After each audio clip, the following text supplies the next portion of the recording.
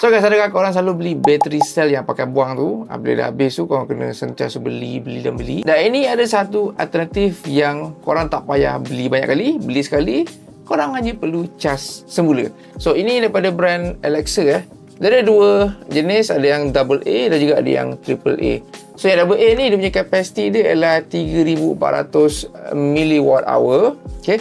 Dan satu lagi ialah triple A yang kecil sikit, 800 mAh. So ini dia punya double A bateri dia dan ini dia punya triple A lah.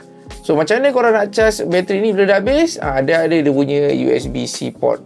So kalau double A dekat sini, triple A dekat bahagian sini dia punya USB-C port. Macam mana nak tahu dia charge? Korang cocok saja USB-C. Nanti dia akan menyala warna hijau lah. Dia tengah charging kalau blinking ni. Triple A ni cocok saja dekat bahagian tepi ni, tidak akan blinking warna hijau, maksudnya dia tengah mengecas. So lepas ni korang tak payah nak beli bateri berkali-kali, beli ni sekali dapatlah tahan lebih lama. Jadi kalau korang berkenan dapatkan bateri ni, boleh dapatkan sekarang.